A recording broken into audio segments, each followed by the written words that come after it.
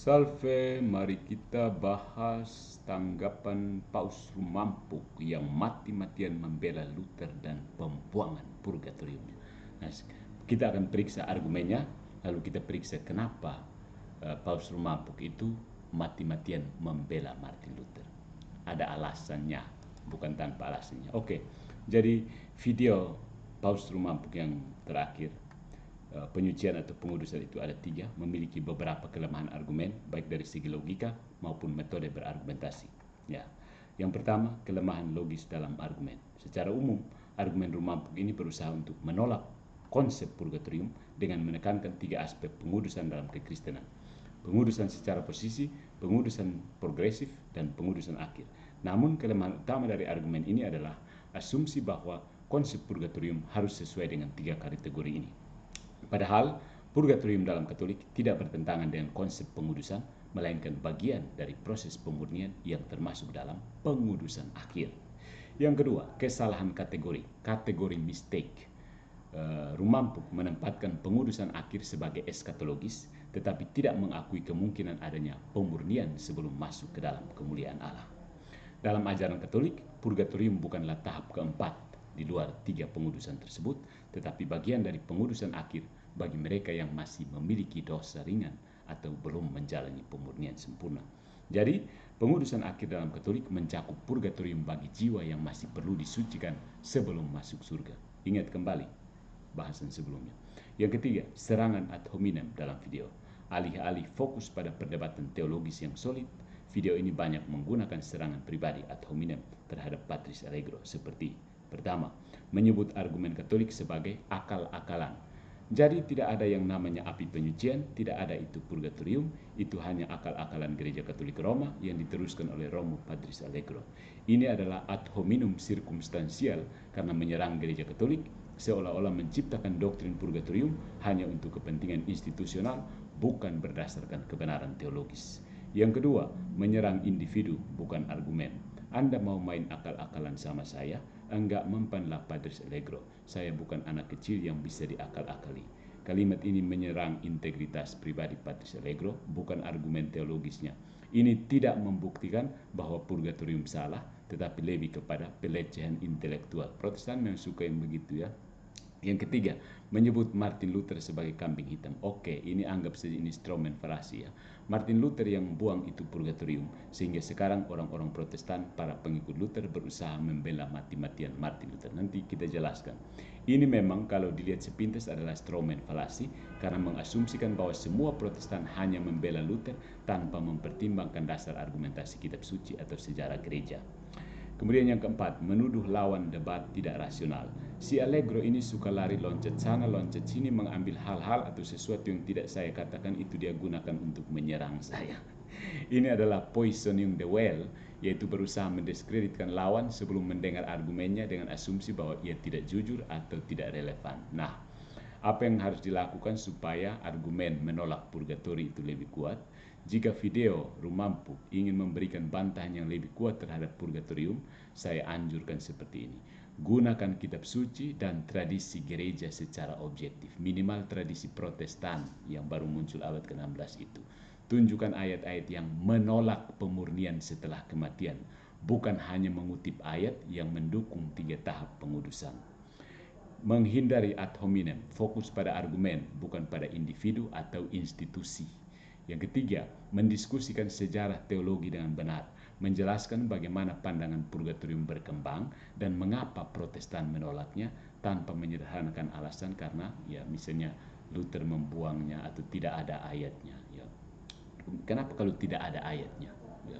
Yang kemudian ya seperti biasa kita berusaha untuk menghindari instrumen falasi, ya. Tidak menyalahartikan doktrin Katolik atau membuat asumsi bahwa semua Protestan berpikir sama tentang purgatorium. Ya, karena ada yang menerima purgatorium juga, seperti Rabu Abu, bukan? Protestan mah bebas dong. Jadi secara isi video Rumampuk gagal membuktikan bahwa purgatorium tidak ada karena tidak membantah konsepnya secara langsung. Apa bantahan Rumampuk? Yang kedua, secara metode argumentasi, videonya lebih banyak menyerang pribadi, ad hominem, daripada memberikan bukti teologis yang kuat. Yang ketiga, secara sejarah, video ini tidak memberikan kajian yang cukup mendalam tentang mengapa reformasi menolak purgatorium. Ingat, reformasi itu menolak purgatorium yang sudah ada dalam tradisi kekristenan. Pertanggungjawabkan, bro, begitu. Kenapa kalian buang? Karena toh biar Protestan buang, purgatorium tetap ada. Sorry ya. Purgatorium tidak tergantung pada penerimaan atau penolakan Protestan. Jika tujuannya adalah diskusi teologis yang serius, maka argumen harus lebih fokus pada kitab suci dan ajaran gereja awal, bukan pada serangan emosional terhadap individu atau gereja Katolik. Nah, saudaraku, why Martin Luther? Dari perspektif Katolik, Protestantisme secara historis berakar pada pemikiran Martin Luther yang menolak purgatorium dan berbagai ajaran Katolik lainnya. Karena Luther adalah tokoh utama reformasi, maka banyak denom Protestan. Saya tidak tahu mampu bagaimana denom Protestan juga kah, atau dia denom Tuhan Allah, secara langsung atau tidak langsung mengikuti jejaknya dalam menolak otoritas gereja dan doktrin purgatorium. Ya, beberapa hal perlu diklirkan. Martin Luther yang menolak purgatorium. Sebelum reformasi, purgatorium adalah doktrin yang diterima luas dalam kekristenan barat. Namun, Martin Luther menolak purgatorium karena dua alasan utama. Yang pertama, karena penolakannya terhadap indulgensi. Luther melihat praktik indulgensi sebagai penyalahgunaan karena beberapa orang menjadikannya cara membeli pengampunan dosa bagi jiwa di api penyucian. Yang kedua, sola scriptura, hanya kitab suci sebagai otoritas. Karena purgatorium tidak disebutkan secara eksplisit dalam Alkitab, Protestan, karena mereka menolak kitab 2 Makabe 12 ayat 46 yang mendukung doa bagi orang mati, Luther menolak ajaran ini. Alkitab Protestan maksudnya ya. Dan kemudian Protestantisme itu mengikuti jejak Luther. Karena Martin Luther adalah pendiri gerakan reformasi, banyak denominasi Protestan awal secara otomatis mengadopsi pandangannya tentang purgatorium.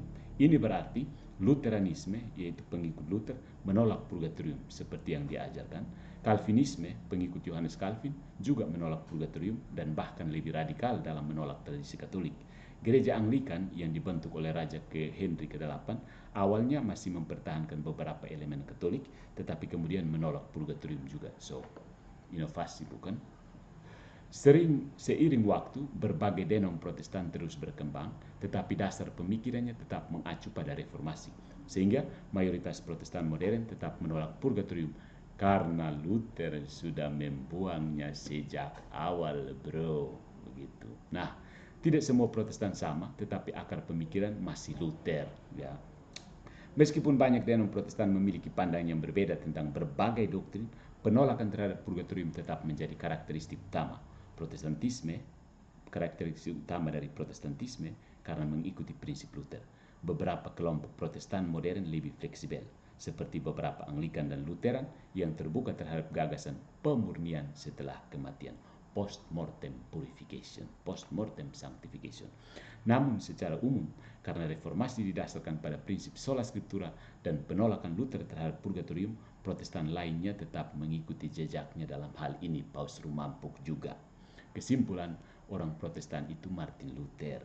Pernyataan ini benar dalam arti bahwa ajaran Protestan tentang purgatorium atau penolakannya memang berasal dari Luther. Protestan modern, bahkan jika mereka tidak menyebutkan Luther, masih mewarisi pandangannya karena ajaran mereka berasal dari tradisi reformasi yang dia mulai. Dengan kata lain, Protestantisme hari ini secara doktrinal tetap mewarisi keputusan Luther untuk membuang purgatorium, meskipun mereka mungkin tidak menyadari bahwa alasan historisnya lebih terkait dengan reformasi daripada dengan kitab suci sendiri. Yang lebih tegasnya, Protestan, Rumampuk, dan teman-temannya adalah pengikut orang Katolik yang membangkang. Selesai.